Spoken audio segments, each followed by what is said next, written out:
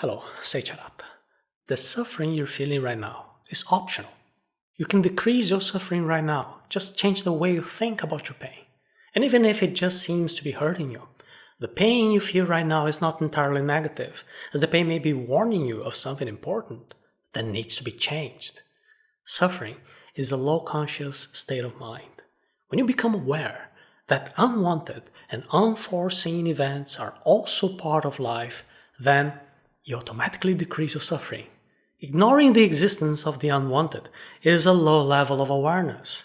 Attachment to the desire of things to be different makes it difficult for you to accept reality. And this causes much more suffering than necessary. To stop suffering and move on with life, it is first necessary to know how to deal with pain well. So let's see how we can prepare ourselves to face painful situations and reduce our suffering from new ways of thinking. We'll all suffer from pain and unwanted moments at different times in life. First of all, you'll need to be clear that life is full of unwanted events that will cause pain. This is a state of a high consciousness. Loss is a major cause of pain. For example, the loss of a loved one, the loss of a job, the loss of an object. The arrival of something unwanted also can cause pain, like the arrival of an illness, the arrival of an economic crisis, the arrival of a person that you hate. Unpleasant situations are those that we do not want.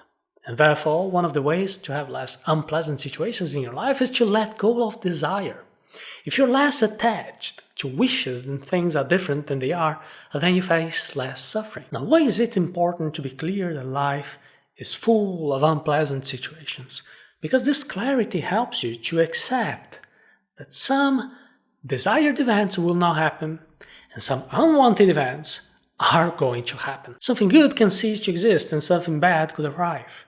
To stop suffering, we need to know that something unwanted will come sooner or later. It is human nature to feel pain over unwanted events. Human pain has to do with not accepting reality. But we don't need to be angry at our pain. Often pain is useful to signal something important and deserves our attention, and we have to remedy. For example, if you feel a pain in your heart, this is a useful sign that you should probably see a cardiologist to check your heart's health. Without that sign, you could neglect yourself and suffer a heart attack that could have been prevented. The problem is to exaggerate the perception of pain or to feel the pain for longer than necessary and let it turn into suffering. There is a better way to deal with these unwanted situations. We have to prepare in the best possible way.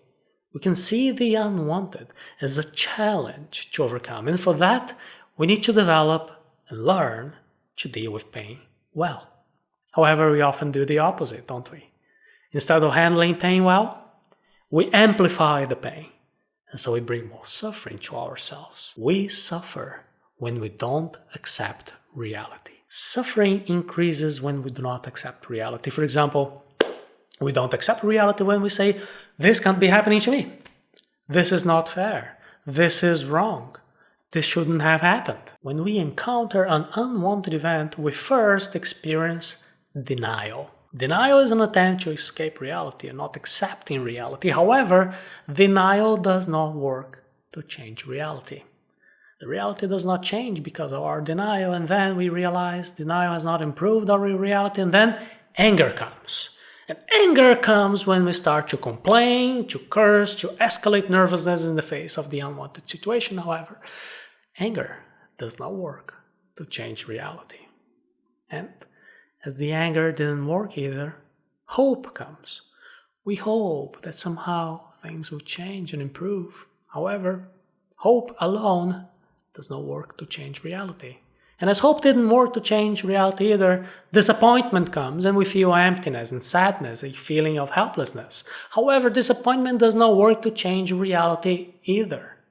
You see, in all these phases, the intention was to try to deny, to escape, to fight the pain. We're trying to protect ourselves from different approaches of not accepting reality. However, not accepting reality can make our pain worse. Without knowing how to deal with pain well, we can make our situation even worse. For example, some people say that they drink alcohol to forget the problems. However, problems continue to exist, and then alcohol addiction can become an additional problem, right? The right way to deal with pain, well, is to face reality head on. You're only ready to move on after accepting reality. So first, let's feel the pain and understand what signal the pain is trying to transmit to us. Pain can be useful as long as we know how to deal with it well. We need to hear the message that pain is trying to send us. We need to accept and feel our feelings, and this is normal and this is healthy. And only after going through the natural process of coping with pain can we move on, leading a happy and healthy life. This is what we detail in interactive practices within the happiness course. You must not run from your feelings. It is quite common to try and suppress pain and negative feelings and to be afraid of experiencing anger or sadness. However, by suppressing, we're making the recovery even more difficult. Recovering from traumatic events and overcoming unpleasant feelings requires a whole process of learning. We need to learn to deal with what happened without creating trauma. The reinterpretation of events and emotions also helps us, so we can become a more mature version, a stronger version of ourselves. For example, if I suffered a traffic accident that was someone else's fault, I need to go through the pain phase, maybe even anger. But it is unhealthy to let these feelings take a disproportionate intensity or to be reliving this accident for several decades. At some point in the recovery process, I just need to move on with my life. The key is to accept reality. Acceptance means that you stop trying to deny your reality, you stop resisting. With that acceptance, you don't create frustrated expectations. Now, true acceptance is a gift that you give to yourself. Please do not confuse acceptance with approval or forgiveness. Acceptance does not mean that you have to approve of a situation. Acceptance does not mean that you want everything to be the same and it's okay. No. Acceptance is also not synonymous with forgiveness. In this example of the traffic accident, you don't necessarily have to forgive the other person who caused the accident, but you certainly need to accept that it happened and you have to move on. To understand the meaning of acceptance, you have to see it as a process that you do alone, just in your head. It is a gift that you're giving to yourself, so you can deal with reality better. That is, to make acceptance, you don't depend on other people. Above all, the acceptance process is important for you, to benefit you, for your happiness. For example, if I've been a victim of an injustice or abuse, I can actually carry out acceptance only in my head. That is, I don't need to go to the point of forgiving the other person. I can simply accept that the injustice has occurred, and so I go on with my life without being stuck longer than necessary in those feelings of suffering.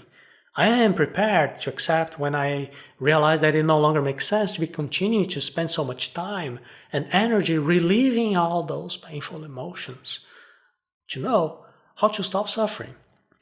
Acceptance is simply that you are not resisting what you already are. The denial of reality is something that intensifies our suffering a lot. For example, if I have lost a loved one, I cannot do anything to reverse that situation. After respectfully going through the mourning phase, I need to realize that life goes on. And I would be creating an additional suffering, a second layer of suffering, in addition to the loss itself, if I would refuse to accept reality and put up resistance to it. Acceptance also does not mean that you want everything to stay the same, and it's okay. Accepting is different from giving up and being passive about some unwanted situation. We need to act to achieve our goals. And in order to act, we first have to accept reality through observation.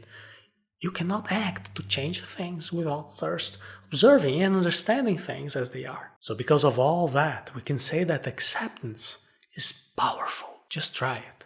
Choose a fact from your life that you have refused to accept, something that is making you feel pain and anger. Once you accept the reality, you find that the anger tends to subside. That is how you become stronger and you get on with life. The painful situation loses strength. The opposite of being passive is becoming active, is taking responsibility to modify reality as much as possible. And that's what we're going to be doing now. To stop suffering, take responsibility. That is how we can abandon passivity and take action. The reactive posture is the one that says that the problems in our life are caused by other people. We look for whom to blame, right? We blame other people, we blame the government, the companies, the climate, never ourselves. And in this way, we don't realize the actions that we can take to modify reality and the results that we can reap. This is having the responsibility that will help us to stop suffering. When we don't act on something, you can be sure that something acts on us. Whenever you are suffering, a very useful question is, what am I falling victim to? Am I failing to act on something? What is this something that is acting on me? And all these questions help us to gain clarity about our condition. The reason we put ourselves in the role of a victim is that we can feel that our circumstances are so difficult to overcome. If the problem I have is so huge, I feel small, I feel unable to do anything about it. So for me to take responsibility, I can examine the problematic situation, I can separate it into multiple smaller pieces that are easier to control. And so, step by step, I start solving each one of these pieces in a way that is manageable. I keep my head in the present moment and I solve one thing at a time. It is not events that bring suffering, but it is the meaning that we give to these events. Suffering comes from the subjective meaning that we attach to events. Events have no objective meaning in themselves. We are the ones who give meaning to the events. For example, if I had plans to sunbathe and it starts to rain. Wow, rain is an objective event, it has no meaning in itself. But for me, rain is a cause of annoyance because I can no longer carry out my initial plan. However, for a farmer in the region, rain is a cause for happiness. I have a different subjective interpretation from the farmer. The same event brings suffering to me and happiness to the farmer. Since the event itself is meaningless, I can use my mind. I can change the meaning that I give, and so I decrease or I can even end my suffering. Whenever you notice a negative emotion such as anger, frustration, or sadness, seek clarity. What was the event that started this negative emotion? What was the meaning that you gave to the event? Realize that the event is one thing. The meaning that you have given is something completely different. Don't confuse them. It is necessary to identify thoughts that are not useful. And this clarity helps us to decide. We can either replace these thoughts with better ones, or we can simply dismiss these useless thoughts. Meditation helps to have the clarity to observe and perceive events in a more objective way and to understand that we are the ones who are creating the meaning. Just watch the thoughts in your mind. It will be very useful. You can use the practice that we talked about in episode 158 of the Hello Seiiti Arata series on how to observe without judging. In a happiness course, we have practical activities for you to train your ability to cope well with pain. This is a variable skill that can be learned. It can be improved. So I invite you to visit arata.se/happiness. Emotional pain is part of our lives. However, we create unnecessary suffering when we do not accept reality. Only after accepting reality we are ready to move on. Acceptance is different from conformism, from forgiveness, from wanting everything to stay the same. Acceptance is a gift that you give to yourself to cope well with pain. And this is how you can stop suffering by challenging and changing your thoughts.